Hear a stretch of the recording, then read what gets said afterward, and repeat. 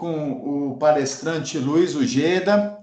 A gente vai esperar mais alguns minutinhos antes de começar a nossa palestra sobre georreferenciamento e os cadastros imobiliários brasileiros.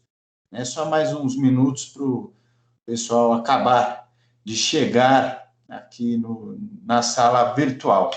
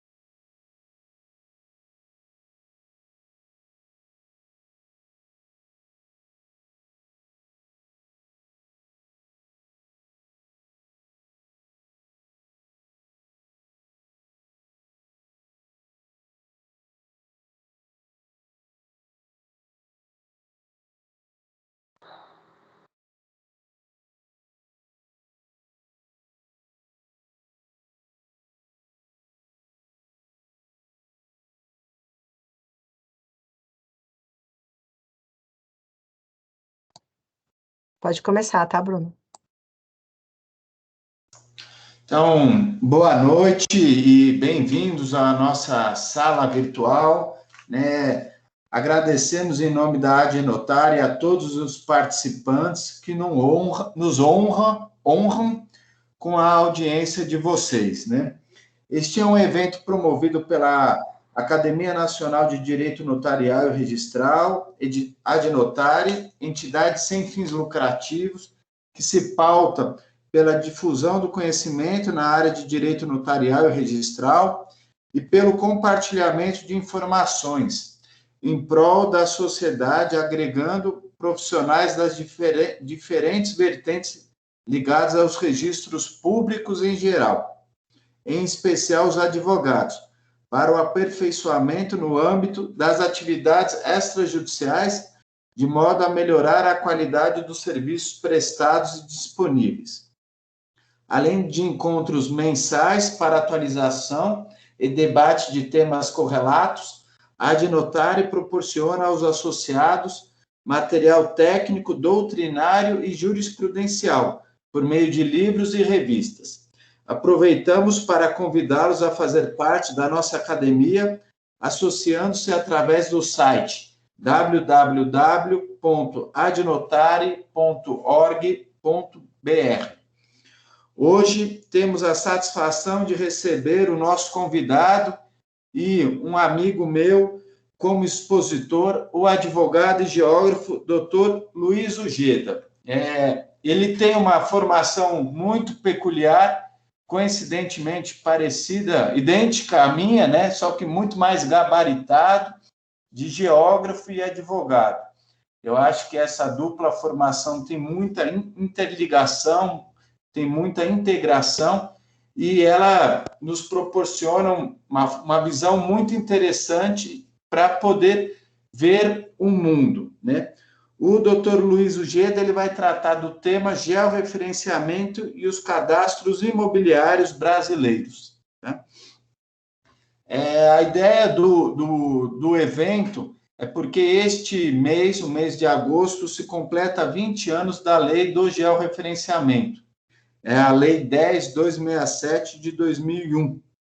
A lei do georreferenciamento, ela alterou a lei de registros públicos e impôs a obrigatoriedade do georreferenciamento nos imóveis rurais. Para quê? Para atender o princípio da especialidade, racionalizar o espaço e gerar mais segurança jurídica.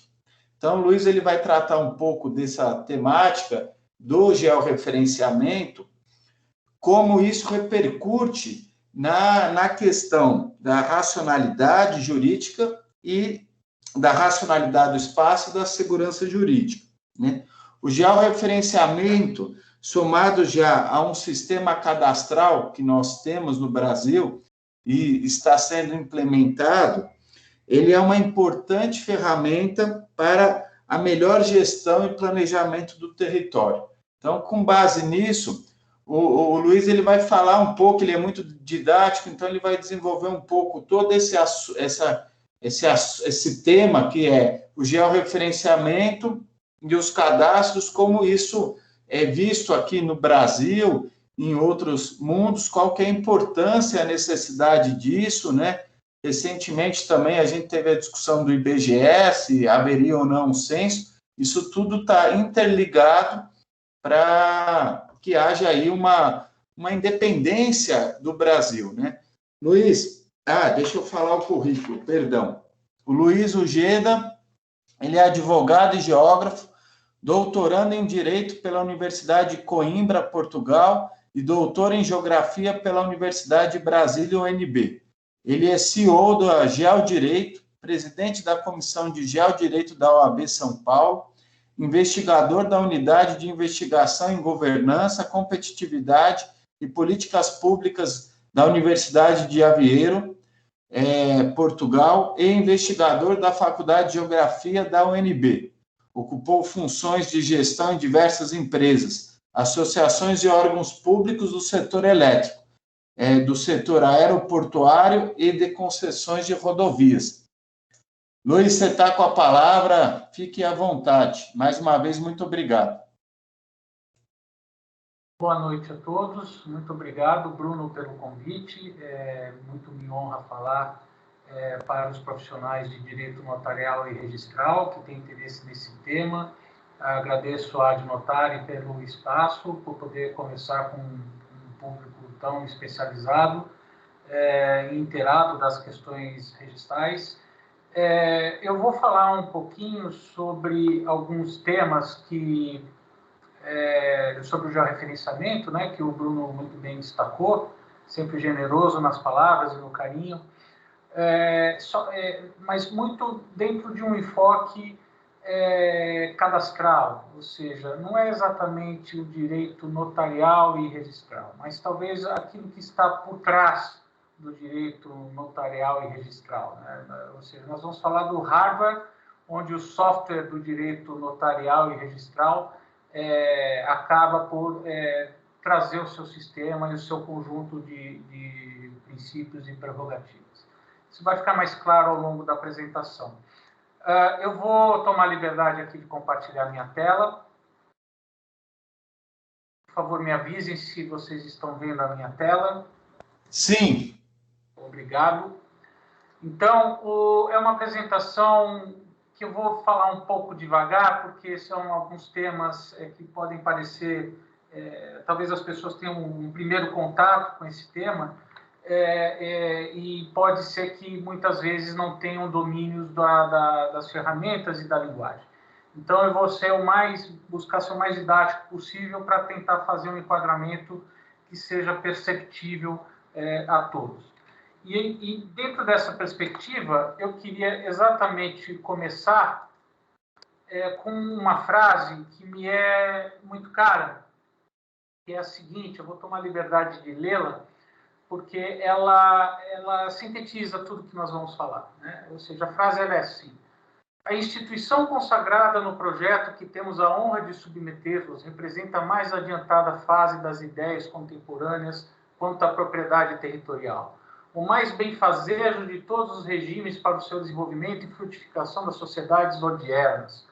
Consiste o seu fim em estabelecer um sistema eficaz de publicidade imobiliária e comercializar a circulação dos títulos relativos ao domínio sobre a terra. Olha lá, estão falando de registro, estão falando exatamente de cadastro. E aí o autor da frase continua: o ideal dos economistas e jurisconsultos seria, no dizer de um publicista italiano, abre aspas, constituir registros públicos onde fosse fácil e expedita a demonstração da propriedade territorial, bem como a investigação dos direitos reais incidentes à propriedade imóvel, e reunir em um só os vários institutos de publicidade existentes entre nós, a saber, cadastro, registro, hipoteca e transcrição. Só por esse meio se lograria constituir uma espécie de estado civil da propriedade imobiliária, correspondente ao estado civil das pessoas, e um bom sistema de mobilização da propriedade estável, sem o qual baldado será esperar a organização perfeita do crédito territorial. É uma frase fantástica, né? A gente pensa, puxa, já estamos pensando assim no século XXI, né? Começamos a avançar, né? No sentido de trazer determinados princípios. O problema é que essa frase ela foi mencionada por um advogado chamado Rui Barbosa, na exposição de motivos de criação do Serviço Geográfico do Brasil, em maio de 1890. Ou seja, Rui Barbosa já sabia, no final do século XIX, que para você poder ter um registro civil das terras, né, onde você possa ter os direitos reais incidentes à propriedade imóvel, a reunir todos os institutos, é preciso ter um serviço geográfico por trás, sob pena de você não conseguir viabilizar o cadastro, o registro, a hipoteca e a transcrição. Ou seja, Rui Barbosa já sabia que uma prerrogativa do serviço notarial e registral do Brasil é estar constituído em cima de um sistema geográfico oficial no país. Isso já foi dito em 1890, 26 anos antes do nosso primeiro Código Civil. Então, obviamente que não se logrou êxito. O Serviço Geográfico que foi criado por essa lei existe até hoje, que é a Direção do Serviço Geográfico do Exército, né, que era um serviço ligado ao então Ministério da Guerra. Lembrando que era um governo da República da Espada, ele estava a se dirigir ao Marechal Floriano. E o interessante é que a República nascendo, né, ou seja, a República tinha 6 meses de existência, nem isso talvez, com ela ali nascendo, já havia uma preocupação em se atribuir para as propriedades um CPF, vamos usar uma linguagem mais contemporânea, né? Ou seja, as propriedades têm que ter um CPF, sem o qual a gente não vai conseguir fazer cadastro, registrar, hipotecar, transcrever, herdar, desmembrar, fazer nada, né? E nós, até hoje, temos feito tudo isso com um padrão de precariedade no sentido de que ele é feito sem um serviço geográfico oficial por trás.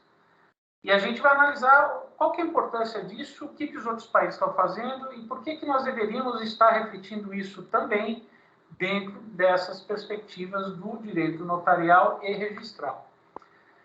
Então, saindo do século XIX e vindo para o século XXI. Por quê? Porque as tecnologias mudaram um pouquinho desde então, né? Então, vamos fazer aqui uma digressão e mostrar que hoje existe uma corrida espacial, né? China e Estados Unidos já colocaram sondas em Marte. Já estamos falando de mandar sondas para luas de Júpiter, né? Mandar o homem novamente para a Lua. Constelações de satélites rodando o planeta e vigiando 24/7. E tudo isso acontecendo na palma das nossas mãos, né? Ou seja, a repercussão ela está nos nossos celulares. Então, o que acontece é uma premissa na qual os países partem de que o país que não se programa será programado, né? Ou seja, os Estados Unidos montou o GPS, né? O GLONASS russo é o GPS russo, o Beidou chinês é o GPS chinês e o Galileu é o GPS europeu. São os 4 grandes sistemas. Poderíamos estar falando do indiano, poderíamos estar falando um ou outro, que ainda são bastante incipientes, mas os 4 grandes sistemas são esses. Então, é uma guerra geopolítica, onde os países estão controlando o espaço e é onde, de certa forma, o direito registral e notarial dialoga com o direito espacial. Né? Por quê? Porque a latitude e a longitude das coisas, das propriedades, passa a vir do espaço. É comum as pessoas pegarem um Google Earth, qualquer plataforma dessa que não foi feita para registro, né? e para finalidade notarial, pegar um mapa desse, plotar, usar a figura e jogar. Quando, na verdade, muitas vezes essas imagens não foram feitas para essa finalidade. São imagens bidimensionais. Então, não foram ortorretificados, não tem altimetria, não tem várias propriedades que deveriam ter para serem consideradas mapas. Então, a gente costuma brincar que, na verdade, é um grande selfie do espaço que a gente acaba utilizando para fazer trabalho registral e cartorial. Como se nós tivéssemos um gigantesco pau de selfie de 100 quilômetros e estivéssemos tirando uma foto do espaço e chamando isso de mapa. E atribuindo direitos em cima disso. Então, aqui é uma primeira mensagem que eu gostaria de deixar para vocês. Não confundam um mapa com imagem, com dado espacial.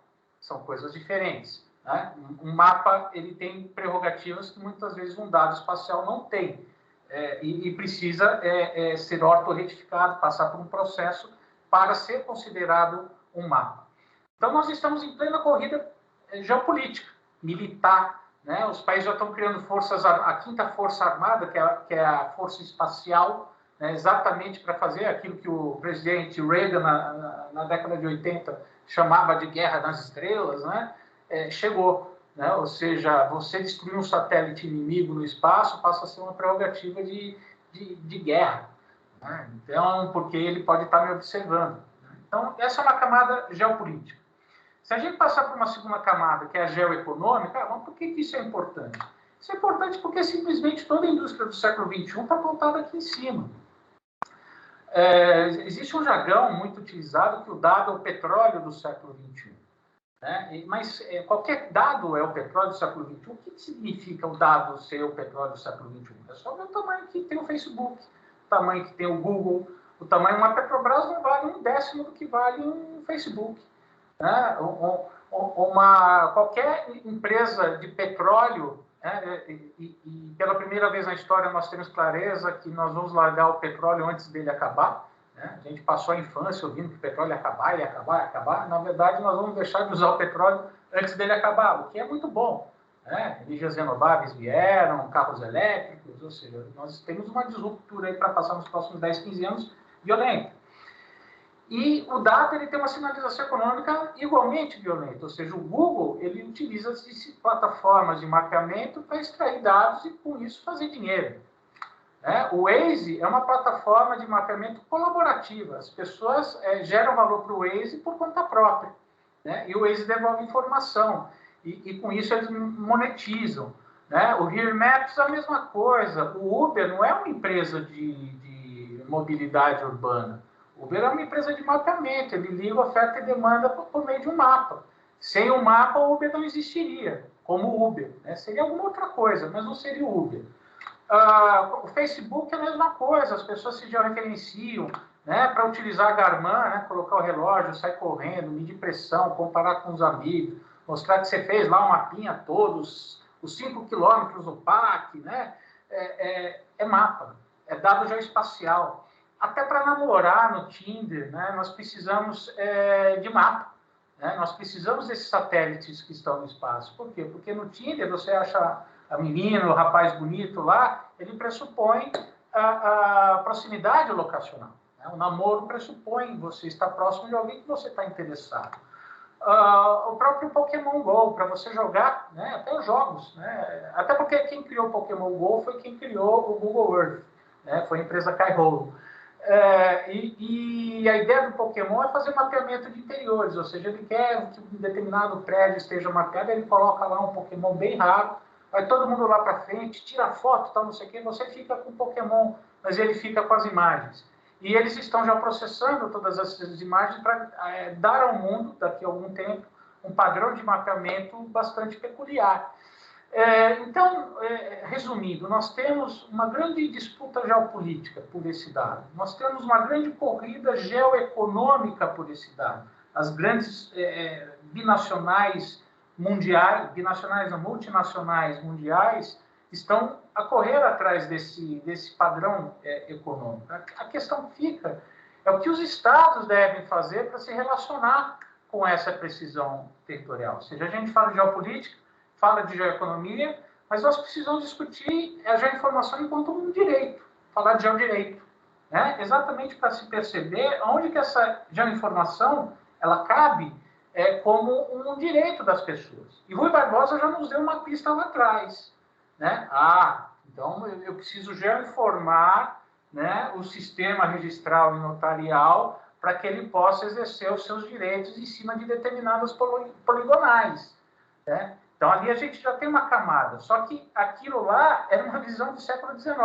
E cá entre nós, 131 anos depois, se a gente pegasse o que Rui Barbosa propôs lá atrás e aprovasse ipsis literis hoje, nós estaríamos muito à frente, né? Mas ele não conheceu o século XX como nós conhecemos, né? Ele não conheceu a Primeira Guerra Mundial, a Segunda Guerra Mundial, desenvolvimento de satélites, de laser, aerolevantamento. Ele não viu, né, o Santos Dumont voar, né, com 14 bis. Ele não conheceu drones, ele não conheceu a disruptura, ele não conheceu a Constituição de 88, olha que coisa, né? Ele não conheceu o IBGE. Então, como é que a gente vê, né, traz essa visão do Rui Barbosa do século XIX aqui para o século XXI, de uma forma que seja compreensível, que seja tecnologicamente atualizada, que seja juridicamente, por que não dizer, porque muitos princípios se desenvolveram, muitas visões de Estados, né, se aperfeiçoaram, trazendo para o século XXI. E aí a gente começa a pensar juridicamente. Então, o que vem a ser esse geodireito, né? E eu entendo que o geodireito, enquanto um direito à geoinformação, né, que é uma espécie do direito à informação que está em qualquer Constituição do mundo contemporâneo, ele começa na Rio 92, ele começa no nosso país. Então, se a gente for lá na Agenda 21, está lá no item 733. Todos os países, especialmente os de desenvolvimento, têm que desenvolver sistemas de informações geográficas, imagens, fotografias feitas por satélite e outras tecnologias de sensoriamento remoto. Já estava lá. Por quê? Porque o mapa ele virou, e já era percebido nos anos 90, um sistema de streaming. Né? É igual a música. A música ninguém mais compra disco. Ninguém mais compra fita cassete para ficar caçando música no rádio. Isso é até estranho falar para os mais jovens que estão nos ouvindo. Né? Vamos chamar de pré-histórico, mas eu fiz muito isso. Então, antigamente, você comprava o disco. Você tinha a propriedade do disco, daquela mídia. Ela era sua. Hoje não, a música, você não compra mais o disco. A música virou uma prestação de serviço. Você entra num sistema de streaming, você assina, você escuta a música que você quiser. Eu não preciso mais da mídia disco. O livro é a mesma coisa. Antigamente você comprava o livro e tal. Eu até brinco com a minha esposa, porque eu sou um digitalizador compulsivo. Eu falo, eu não quero livro, eu não quero papel na minha vida. Né? Eu quero botar tudo no laptop e eu vou levar a informação que eu quero comigo, meus 5.000 livros, 6.000 livros. Não quero ter uma estante bonita, cheia de mídia, cheia de papel, cheia de uma forma analógica. Eu quero ter tudo lá dentro. E quando eu digitar a palavra geoinformação, ele em segundos vai me dar todos os livros onde está a palavra geoinformação. Eu não preciso lembrar que tem um papel post-it na página 30 do livro tal, que está amarelado. Não, é uma forma de pensar algorítmica. Né? Isso já acontece nos dias atuais. Ou seja, o livro ele também acabou por virar um sistema de streaming. Você vai lá, baixa o livro, procura o que você quer, palavras-chave e tal. E essa é a lógica. O mapa é a mesma coisa, ou seja, eu não vou mais comprar aquele mapa, aquele atlas, né? Aquelas enciclopédias. Né? Eu tenho Google, para que eu vou comprar a Barça, né? Aquela biblioteca, aquela coisa toda de enciclopédia? Eu não preciso mais disso. Então, se eu preciso de um mapa tal, eu entro em determinadas plataformas e baixo o mapa. Eu faço o download dessa informação. Então, e a Agenda 21 ela traz essa visão, ou seja, olha, os países precisam entrar nisso daqui, porque isso aqui vai mudar o mundo. Né? Essa é a missão, essa é a linguagem que traz a Agenda 21. Que é repetida na Agenda 2030, lá no seu penúltimo dispositivo, que fala que até 2020 precisamos reforçar o apoio à capacitação dos países em desenvolvimento, para que eles tenham dados de alta qualidade, atuais, fidedignos, né? E que contemplem localização geográfica. Olha que interessante. E os países, e agora eu vou mostrar como que o mundo está vendo isso. Né? O presidente Bill Clinton, já lá em 94, né, numa Executive Order, ele já percebeu o seguinte, e usa essa frase que eu coloco aqui em amarelo, olha, precisamos evitar a duplicação de esforços na produção de mapas. E o que isso significa? São os mesmos conceitos do setor elétrico. Nós vamos atribuir para o setor de mapeamento uma visão de infraestrutura, de setor de infraestrutura. Né? Eu não posso ter, por exemplo, uma rede de distribuição de energia elétrica numa cidade correndo em paralela com outra. Eu não posso ter a Enel em São Paulo concorrendo com a Light em São Paulo, concorrendo com a CEMIG, concorrendo com a Copel. Já pensou as cidades nossas com 4 sistemas de postes nas ruas concorrendo paralelamente, atendendo cada um o seu cliente? Ia ser uma loucura. Os postos já são horríveis, imagina multiplicar por 4. Tem uma repercussão que seria horrível e tem uma repercussão financeira violenta. Por quê? Porque a demanda ela é inelástica. Não vai crescer o mercado porque eu estou colocando mais infraestrutura na rua. Ou seja, essas 4 empresas vão ter que repartir, né, as suas receitas entre si, porque o mercado, a cidade, ela vai ser a mesma. Então, você vai fazer 4 infraestruturas e vai ter que dividir receita, ou seja, é uma burrice. Então, o que se criou? Né? E foi o Rui Barbosa que criou esse conceito. Que ele entendia que podia, e depois ele reviu a posição dele. Né? Isso em 1904. Como eu venho do setor elétrico, eu tenho tudo isso muito fresco na cabeça. E aí ele passa e fala, olha, precisamos fixar um conceito de monopólio natural. Eu só posso ter uma distribuidora de energia elétrica por área geográfica, sob pena de eu desperdiçar dinheiro. Né? Porque se eu colocar a segunda distribuidora, a terceira distribuidora fazendo posteamento, a cidade ela não vai crescer em função da energia elétrica. Então, eu crio uma única empresa e crio um órgão, e aqui é o pulo do gato, eu crio um órgão que vai exercer uma concorrência artificial para essa empresa que vai ser monopolista.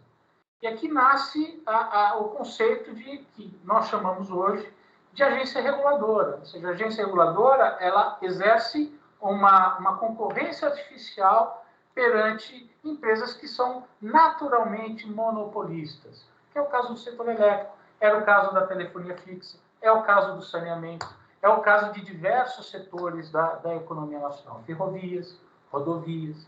Né? É assim que funciona. Então, o Bill Clinton percebeu, duplicar mapa é como duplicar uma distribuição de energia elétrica, é como eu duplicar uma ferrovia por 3, 4, estou jogando dinheiro fora. Então, eu só posso mapear uma área, numa escala, uma única vez. Uma vez. E depois que mapeou, eu tenho que criar um grande banco de dados. Uma vez, ou seja, ele cria o lema, mapear uma vez para usar várias vezes. E não mapear várias vezes para usar uma vez, que é o que nós fazemos. E vamos ver por quê. Então, guarda esse conceito que ele vai nortear toda a nossa apresentação daqui para frente. Então, por exemplo, os europeus, eles criaram em 2007 a diretiva INSPIRE, como eles chamam, exatamente para compartilhar, interoperar os dados espaciais, coletar metadata, fazer os serviços de visualização, de download, de transformação, de descoberta, fazer o compartilhamento enquanto política pública e fazer o monitoramento disso. Ou seja, desculpa os slides em inglês, mas a gente traz direto da fonte.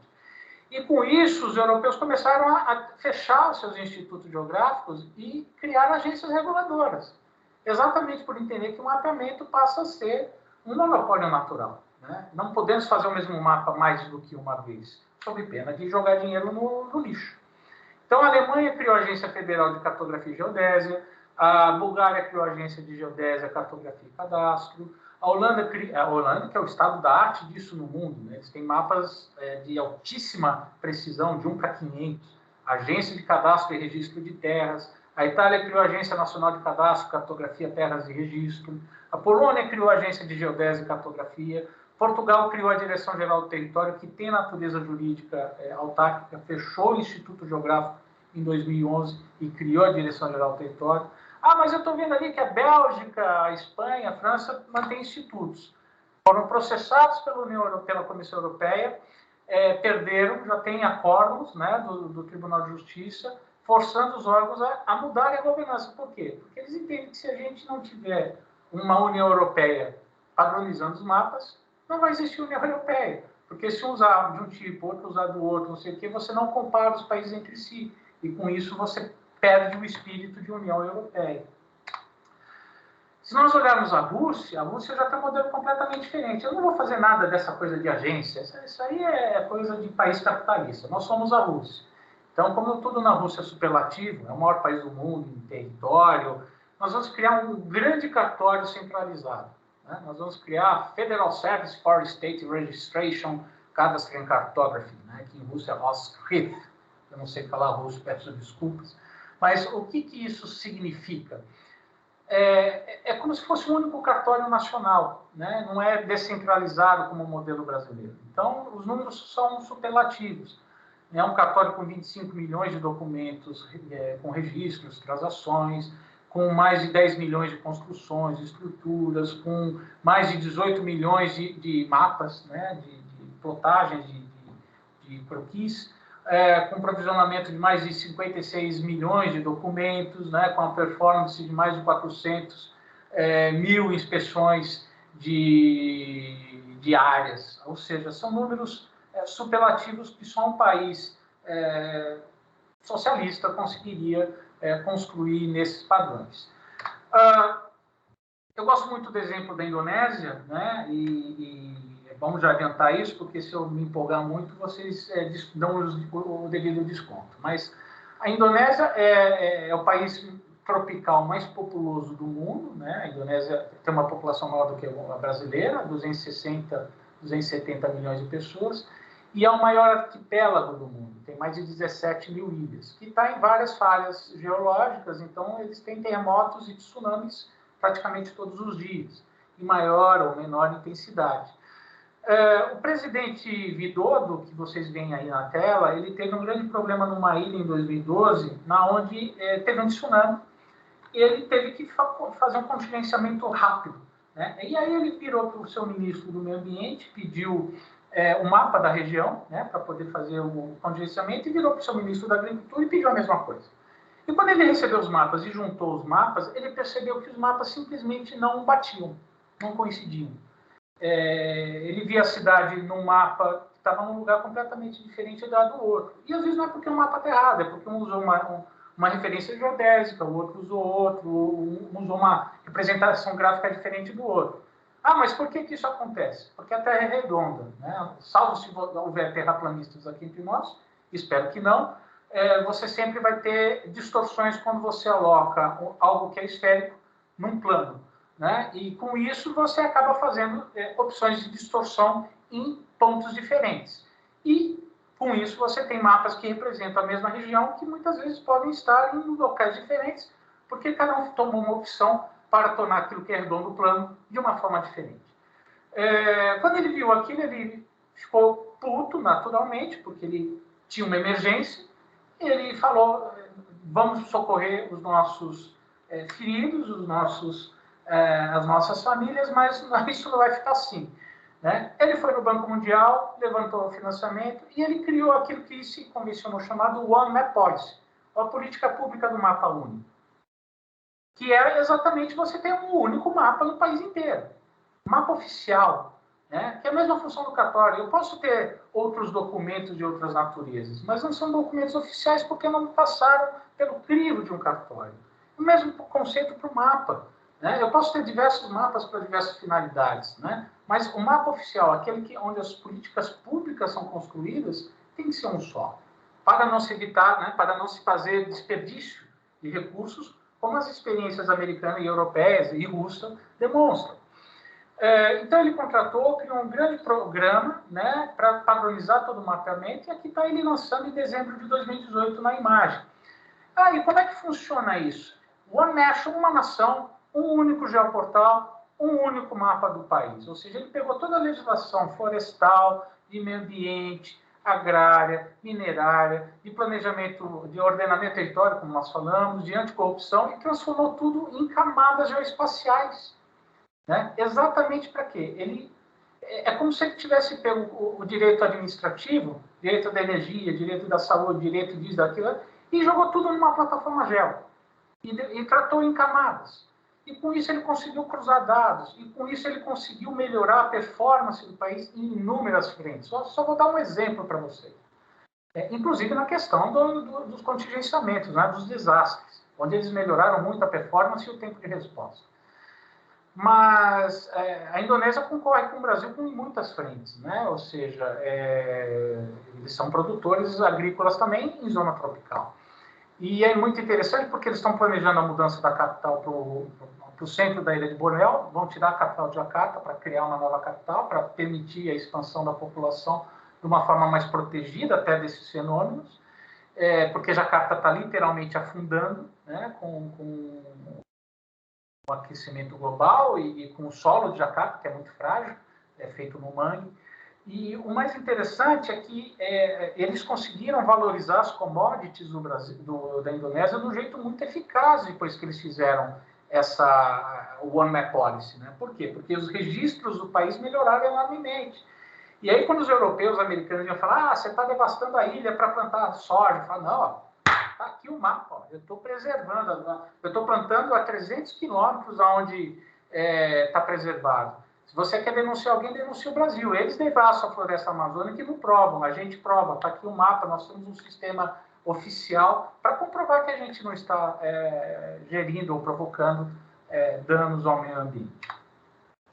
Ah, mas isso é coisa de país desenvolvido, coisa de país rico, né? O Brasil não precisa disso. Né? Se eles acusam que a gente está plantando soja na Amazônia, a gente fala que não, você está passando aqui do satélite, mas é reflexo da rocha, né? A Amazônia é uma bacia sedimentar, é difícil achar rocha lá. Mas rocha, são os índios, foram os ETs, foi qualquer coisa. Ou seja, a gente não consegue criar um elemento de perícia geo para mostrar exatamente o que está acontecendo. Né? Mas o Zimbábue consegue, como vocês estão vendo aqui na imagem, o presidente do Zimbábue, lastreado na indústria mineral, né, em maio de 2020, anunciou o lançamento da sua agência espacial para mandar foguetes do Zimbábue, foguetes Lulu para o espaço. E olha a sapiência dele, né? Ele pegou a agência espacial do Zimbábue, que é equivalente à nossa agência espacial brasileira, e delegou a ela as competências para a indústria geoespacial. Então, já que você vai controlar o satélite, você controla a camada também aérea e a camada do drone. Todo o produto geo que sair daqui, você vai regular. Ou seja, você não precisa criar uma agência do zero, que é caro, muitas vezes enfrenta resistência. Se delega para a agência espacial a competência para isso. O México tem um exemplo também interessante, porque em que pese o órgão do México ser também um instituto, assim como é o nosso IBGE, o INEG, o Instituto Nacional de Estatística e Geografia do México, que foi inspirado no nosso IBGE, está anos-luz na nossa frente hoje em dia. Né? Você pega a lei deles, lá no artigo 28, ele fala claramente, o Instituto regula. O nome é Instituto, mas ele é uma autarquia. Né? Tem diretoria estável, tem orçamento blindado. Né? Ou seja, se o presidente quiser contingenciar o dinheiro do censo mexicano, ele não pode, como testou-se fazer no Brasil. Então, esse modelo de casa geminada, geografia por estatística, só existe no Brasil e no México. Né? Dizem que existe em um ou outro país pequenininho, mas em países grandes, né, territorialmente expressivos, é só no Brasil e no México. E o modelo mexicano mostra que funciona muito bem. Né? Eles regulam mapas, eles avançam. Se vocês tiverem a oportunidade de entrar no site do INEG, vocês vão ver o quão próximo o INEG trabalha com aquilo que seriam os cartórios mexicanos. E como um trabalho depende do outro.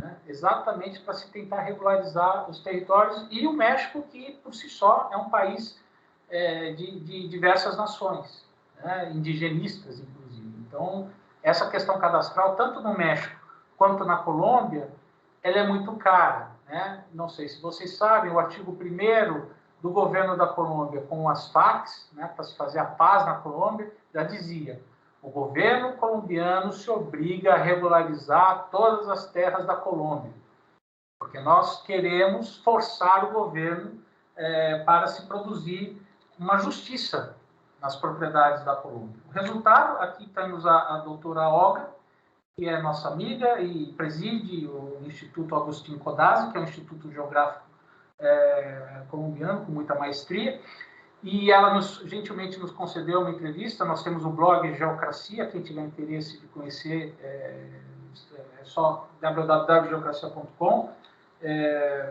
tem bastante notícia ali que pode ajudá-los a compreender melhor essa realidade. E ela já nos falou, lá na entrevista mesmo, olha, Colômbia em 2025 vai estar totalmente, 100% mapeada na escala de 1 para 25 mil, que é o início da escala cadastral, que é onde a escala começa a ser apta a fazer o trabalho predial da Colômbia, alcançar aquele objetivo que o Rui Barbosa tinha dito. E ela fala isso incluindo a Amazônia colombiana. Ou seja, a Amazônia colombiana vai estar mapeada na escala de 1 para 25 mil. Ah, mas e o Brasil em tudo isso? Bom, produzimos esse mapa em 2019. Esse mapa, ele levanta onde estão as cartas brasileiras de 1 para 100 mil, que é a escala mínima de planejamento.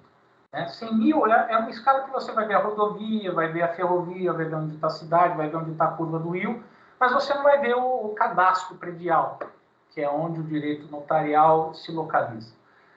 Ou seja, é uma escala que não serve para a finalidade de vocês, ainda. Para servir tem que ser uma escala maior, uma escala de 1 para 25 mil, para mais, 1 para 10 mil, 1 para 5 mil.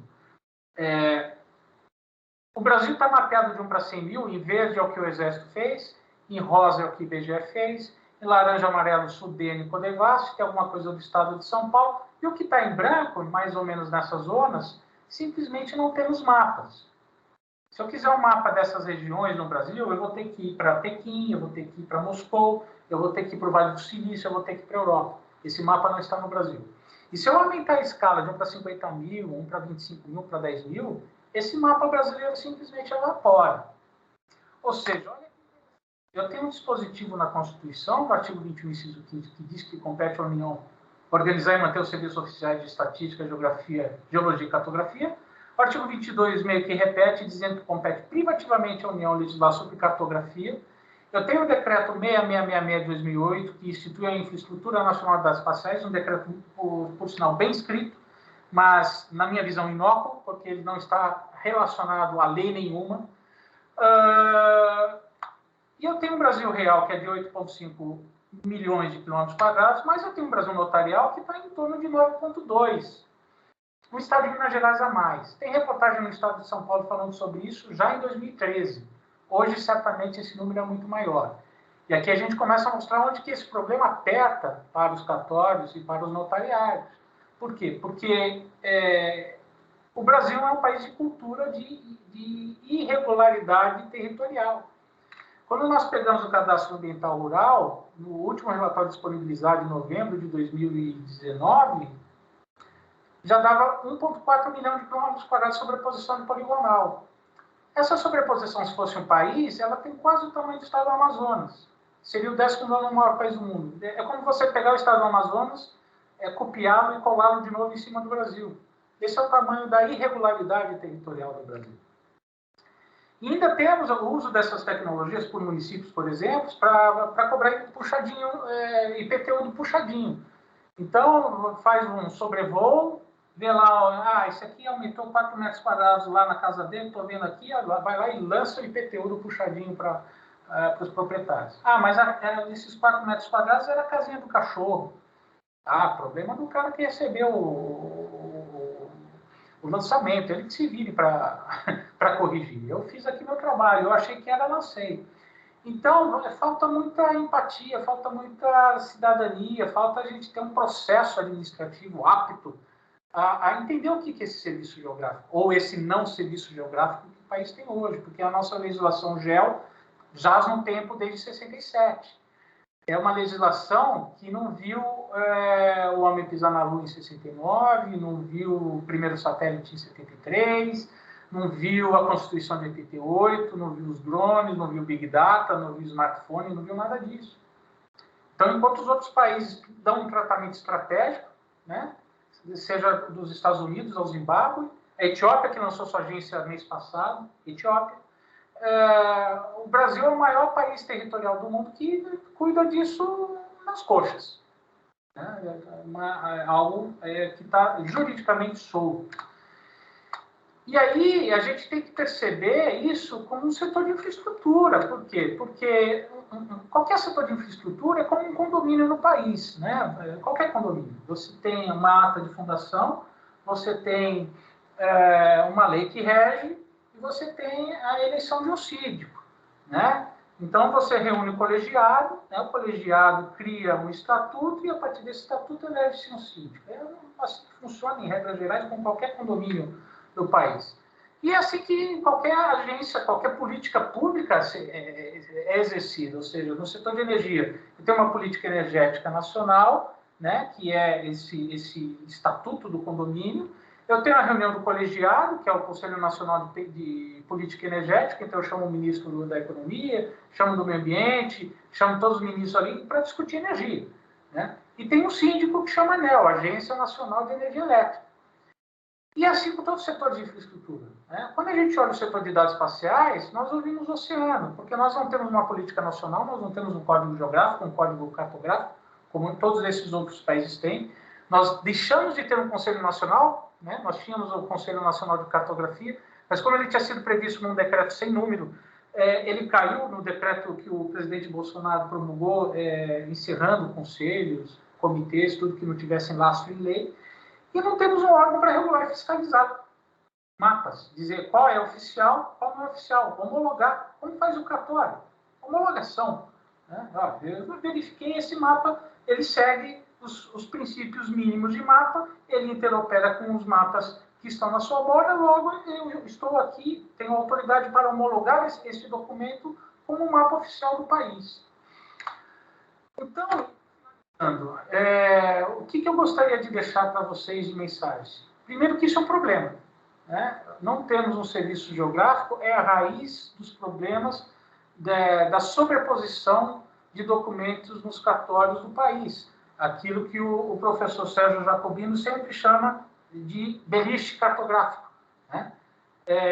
A origem do beliche cartográfico é nós não temos um serviço geográfico por trás que permita que os cartórios façam a regularização desses títulos, né? Então, esse rigor geográfico ele precisa ser buscado de uma forma obstinada, no meu entendimento, pelos cartórios. Por quê? Porque essa imprecisão territorial é injusta.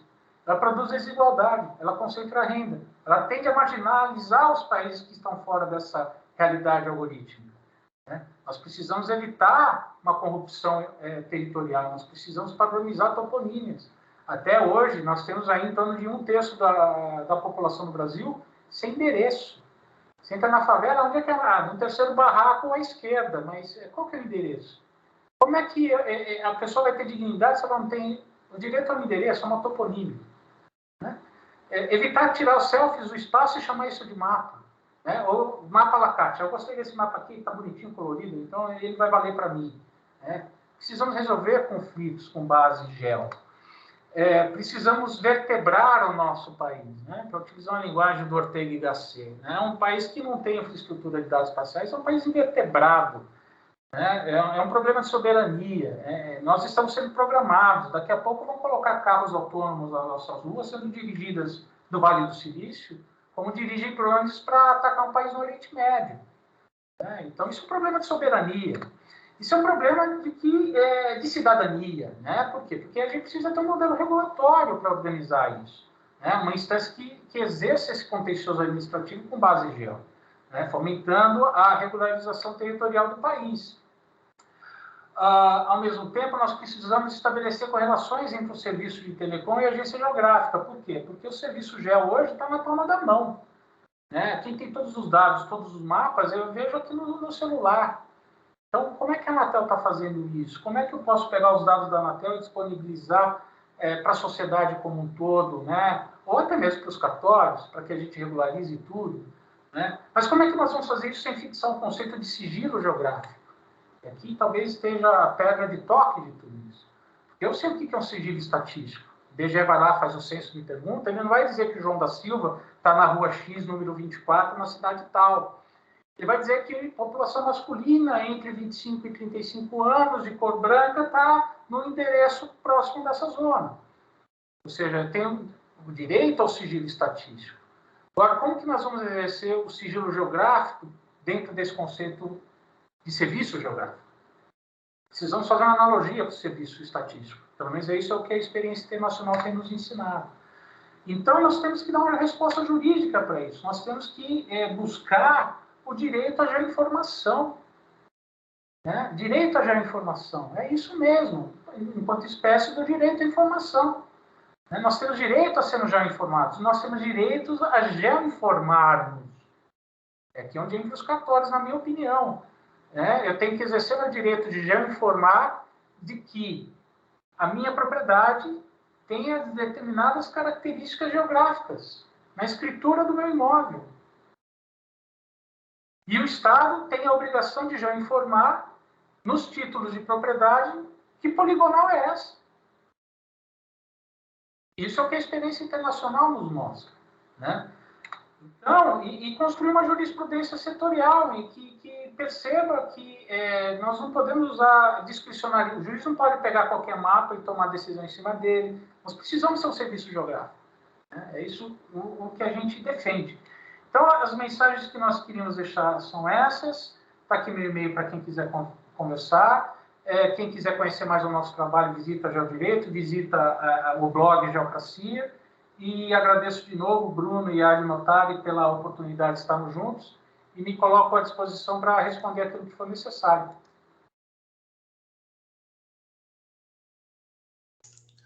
Eu queria saber se alguém tem alguma dúvida, algum questionamento. Eu tenho alguns, mas vou deixar aí depois de algumas perguntas, né? Eu vi no chat aqui a Sinara elogiando bastante a palestra, né? Se alguém tiver alguma pergunta. Eu sou fã desta palestra do Luiz, sou fã do Luiz, acho que ele é muito feliz e muito didático na apresentação dele, né? Ele comenta com muita habilidade e dá um panorama muito interessante para nós sobre a necessidade de se ter um cadastro, de se ter a palavra que ele usa bastante, a geoinformação, né? Isso, de fato, é muito importante para o nosso dia a dia, né? Acho que a Andréia quer fazer alguma pergunta, Andréia? Levantando a mão. Oi, boa noite. Boa noite, Bruno, boa noite, doutor Luiz. Então, na verdade, foi sem querer que eu levantei a mão aí, entendeu? Eu estava acompanhando a palestra e aí foi sem querer, desculpa. Não, que isso. Então, o Luiz, ele trata, acho que com muita felicidade, a necessidade de se ter um cadastro, de ter esse controle da informação e como isso reflete em nós. Eu, no meu dia a dia, na minha atividade profissional, faço muito retificação de imóvel rural, uso muito georreferenciamento, né? Leva essa documentação que é certificada pelo INCRA no cartório e vejo aí os oficiais registradores promovendo a retificação da matrícula. Mas eles acabam, muitos, utilizando o Google Earth como uma referência para se controlar hoje tentar aumentar a precisão e gerar essa segurança jurídica que o Luiz fala. Só que aí ele muito bem comenta essa situação, né? Como uma informação estrangeira, como a falta de soberania brasileira de não ter um mapa oficial, isso repercute, né, no nosso dia a dia e aumenta muito o nosso custo sobre isso. Aí, Luiz, algumas perguntas que eu tenho. Primeiro, pelo que eu entendi no final da sua palestra, a ideia é que a necessidade é de uma agência reguladora que produza esse material técnico, um mapa para ser utilizado várias vezes, aí dialogando com a sua fala. E aí eu te pergunto, pelo menos na parte de imóveis rurais, a gente tem o INCRA fazendo esse papel de certificar esse levantamento. Você acha que o INCRA, pelo histórico dele, teria essa função de exercer o papel da agência reguladora que você comentou? Obrigado, Bruno, pelas palavras. Essa é uma pergunta que a gente escuta bastante. O INCRA foi criado lá em 73 com a finalidade de reforma agrária. A reforma agrária não é exatamente gestão de terras. Tem uma finalidade, tem uma diferença. Por outro lado, fazer reforma agrária numa sociedade que começa a indicar demograficamente para baixo, passa a ser também uma pauta menos na ordem do dia, né? Ou seja, o Brasil está no seu auge demográfico, vai começar a ser um país idoso daqui 10, 15, 20 anos, e falar em reforma agrária, ninguém fala de reforma agrária num país idoso, né? Ou seja, você fala em reforma agrária quando o país está explodindo populacionalmente e você precisa partilhar terra, né? Num país idoso, a tendência é concentrar terra, é o que acontece na Europa hoje. Reforma agrária vai fazer sentido na África, numa Angola, que vai explodir população, no Congo belga, em Camarões, em outros contextos. Pode ser uma finalidade do INCRA ser esse órgão? Claro que sim. Pode ser uma finalidade de um órgão novo? Claro que sim. Pode-se criar um órgão acessório aos cartórios, ou delegar os cartórios? Claro que sim. Podemos transformar o IBGE nesse órgão? Claro que sim. Delegar para a Agência Espacial Brasileira, como fez o Zimbábue? Claro que sim. Mas ninguém sabe qual é o nosso modelo. Então, o problema é a completa ausência de discussão de que isso é um problema. Por quê? Porque é um país que está acostumado com essa marginalidade documental. É um país que grila, é um país que invade, é um país que queima floresta, é um país que vaza óleo no litoral. A questão da linha de pré-mar de 1831, é uma quelaudêmio, está aí até hoje. Ninguém sabe exatamente o que é isso. As pessoas inferem, as pessoas criam teses, está perfeito, mas precisão, legalmente, isso é equacionado, não existe. Por quê? Porque não existe uma agência geral que diga o que é linha de pré-mar de 1831 e resolva isso de uma vez por todas. Então, a gente vive muito mais de jurisprudência do que necessariamente de política pública. E aí é o que você falou, eu recebo no meu escritório, eu vou lá, regularizo, tal, mas eu estou regularizando via judicial. Não que exista uma política pública. O Bruno, como advogado, pode até ficar feliz porque tem trabalho, vai ter receita, vai ter... enfim, vai honrar, vai desenvolver essa atividade, mas como cidadãos, é um modelo muito precário. Então, o que a gente precisa refletir, primeiro, é que isso é um problema. E depois que nós precisamos nos organizar, por quê? Porque se nós não nos organizarmos rapidamente, o século XXI vai atropelar o Brasil.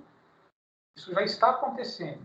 Enquanto a gente fica aqui disputando esquerda, direita, quem é, quem não é, os Estados Unidos e os chineses já botaram sonda em Marte, já estão falando em corrida espacial para turismo, já estão botando... o Brasil colocou em órbita um número de satélites menor do que o Elon Musk coloca numa manhã. O mundo está correndo. O mundo está correndo, está georreferenciando, estamos sendo mapeados e o Brasil está ficando completamente fora dessa discussão. Eu vendo você, né, essa situação é assim, imaginar que como hoje a gente não sai de casa sem olhar pelo celular o endereço, né, e projetar ou desenhar esse endereço, né, colocar lá, eu vou para tal lugar, vou pôr aqui o endereço, né. Então, a sensação que eu tenho da minha atuação profissional é que o Brasil tem alguns programas, mas eles não se conversam e a gente também não quer efetivar, não quer integrar. E aí vem a Receita Federal criando um outro cadastro, o Cadastro Ambiental Rural, que é de 2012, vai completar no que vem 10 anos, não foi efetivado. O Estado de São Paulo tem uma base cartográfica, que é a Datagel, que não integraliza e não conversa com o Cadastro Federal. E fechou em Plaza. Oi? E fechou em Plaza. Fechou em Plaza, né? Que é a empresa de planejamento de São Paulo. Então, isso é muito ruim, porque, enfim, parece que a gente vai ficar... O Luiz é mais otimista, né? O mundo está andando. Eu acho que a gente vai retroceder para a Idade da Pedra, né? Nesse sentido, porque se a gente comparar esses países que o Luiz comentou, eles vão estar muito mais avançados e a gente vai estar aí parado. Acho que a Andréia, ela levantou a mão. Você queria falar alguma coisa, Andréia? Então, eu só queria colocar uma questão, quando ele falou que o mundo está andando, né, andando, e a gente tá só vendo, talvez a gente nem esteja vendo da janelinha, né, porque a única coisa que a gente absorve são só as frases de impacto e que as administrações públicas inserem dentro da sua administração, mas é tudo fictício, de fato não se implanta nada. E aí, falando de cartografia, São Paulo ainda tem o IGC, e mesmo assim tem milhares de problemas de limite de município, onde nenhum município quer, de fato, se organizar e entender, tributando lote que é de um município para outro, problemas administrativos imensos que nenhum deles quer sentar na mesa e resolver. Por quê? Porque não tem segurança, né? Isso é uma das coisas que a falta da geoinformação traz, né? Não é só para o proprietário, traz para toda a administração pública. Esse ponto é muito bacana de falar, Andréia, e obrigado pela oportunidade de falar do meu estado de São Paulo.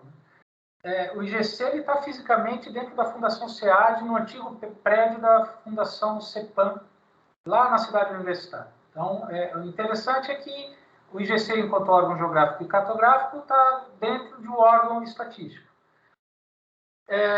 Eu converso muito com alguns ex-presidentes, com membros do conselho diretor da Fundação SEAD e tudo, e a visão que a turma tem é uma visão de completo abandono da PAL pelo governo do Estado. E um abandono consciente. Então, e foi o governo Dória. Quando o governo Dória ele fecha em Plaza, ele, entre aspas, fecha o IGC, joga lá dentro da Implaza, ele pega o Rotas Rurais, né, o RO Rurais que ele criou, entrega para o Google. Entregou para o Google. Falou, Google, vai lá e resolve. Ele não precisa. Ele assume que mapa não é política de Estado. Do tipo, vai lá, consiga os endereços rurais para a gente em cima da Rota Rurais, vai lá, mapeia tudo, não vou pagar nada, eles vão lá botar o carro, vão fazer tudo e vão me entregar. Ou seja, o que ele faz foi o que Cabo Verde fez. Cabo Verde falou, eu não vou ter política gel. O Google tem Plus Code, eu assino com o Google, a minha política gel vai ser o Plus Code. Para quem não conhece Plus Code, são aquelas 6, 7 letras, números que você coloca, eles ladrilham o mundo em quadradinhos de 50 metros, né? E dão quadradinhos, atribuem códigos para esses quadradinhos, e o sistema de endereçamento de Cabo Verde, nesse momento, são quadradinhos do Plus Code. Resolvemos a questão do endereço. Bacana, mas a que preço? Eu não votei para presidente do Google. Eu votei para presidente de Cabo Verde. Eu votei para presidente do Brasil, eu votei para governador. Eu votei no Google. Então é problema de soberania. Porque você está dando o seu sistema métrico para uma empresa privada e você não vai ter controle nenhum. Sim. E a gente também está vendo, né, todo o desmantelamento, a tentativa de desmantelar o INPE, né?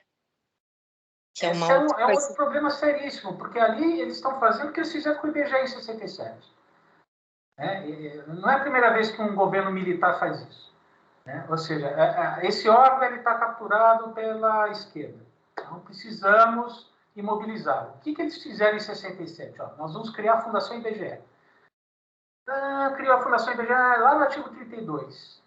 Criada a Fundação IBGE, fica extinto o IBGE.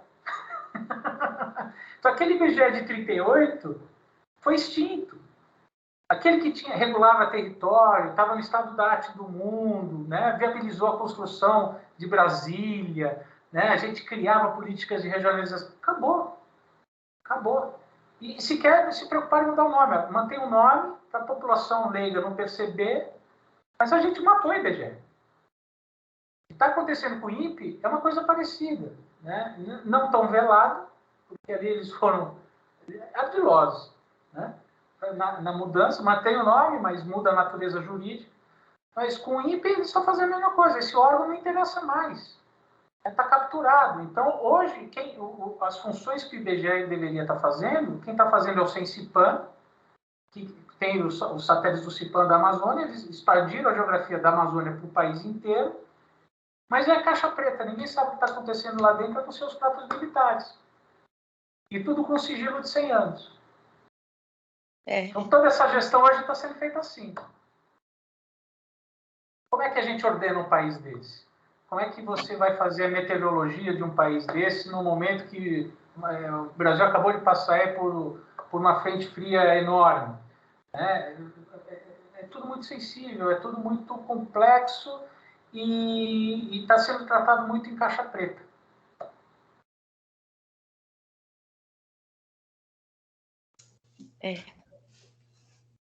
Infelizmente, acaba parecendo assim, né, que a desinformação é a melhor informação, né? Para o que a gente está vendo hoje, você desinformar é o melhor, né? Como estratégia de governo. No fundo, a desinformação, ela sempre foi política de Estado, né? A gente vive mais ou menos como vivíamos na Idade Média. Então, você monta os mapas, na zona que você não quer que a pessoa vá, você vai lá, desenha um dragão, diz que tem um bicho voando, né? Aqueles mapas antigos, né? Diz que as bordas tem pessoas perigosas, pessoas que comem gente, aqui tem pessoas... não vá para lá, né? Então, fake news? É fake news. Tem mapas portugueses que mostravam para os espanhóis que não dava para circunnavegar, não tem por onde passar, né? Não avance. Então, essa coisa da fake news, ela sempre foi política de Estado, muitas vezes, até para você desviar a atenção. O problema é que agora a gente está fazendo isso com o próprio povo, né? Não é para fora, é para dentro. E eu tenho fé que depois da Idade Média sempre vem o Iluminismo, né? Sempre vem o Renascimento. Então, eu ainda tenho fé que eu vou viver para ver alguma coisa parecida. Eu também. Alguém tem mais alguma pergunta, comentário? Bom, eu agradeço em nome da Adnotari ao Luiz Ujeda pela excepcional apresentação, aguardando num futuro bem breve o retorno para novo evento, né? Queria falar, o Luiz já falou que eu recomendo fortemente, sigo, do Geocracia, né? Que é o site dele. O Luiz também tem um livro que chama Direito Administrativo Geográfico, também bastante interessante, onde ele aborda todas essas questões, né? E avisar que na próxima quinta-feira, dia 12, a gente vai ter também um outro evento às 19 horas, com o nosso membro associado Mark Stalder, né, que vai tratar sobre a averbação de termos de quitação de compromisso de venda e compra e seus efeitos, né? Luiz, mais alguma coisa? Mais uma vez, muito obrigado. Só agradecer, Bruno. Obrigado pelo convite gentil, pela oportunidade de diálogo, por que não, pela amizade, né? E espero que a gente possa ter oportunidade de novas conversas. A conversa de hoje foi mais para gerar um estranhamento mesmo, né? A professora Alexandra Aragão, aqui em Coimbra, ela sempre brinca comigo que o geodireito primeiro se estranha, depois se entranha. Né? Então, hoje foi o dia de gerar o estranhamento. Né? Espero depois ter a oportunidade de gerar o entranhamento, né? E podemos, enfim, descortinar em conjunto o que é esse direito à geoinformação. Eu acho que vai ter muita coisa bacana para falar. E obrigado aí a Sinara, estou vendo que ela está acompanhando, me ajudando aí com as palavras, sempre também amiga, sempre gentil, sempre contribuindo aí, estudando também, para ver se a gente consegue formar um time brasileiro, né, para enfrentar essas questões tão áridas e muitas vezes invisíveis, né, porque são algoritmos. Muito obrigado. Que isso, um abraço, até mais.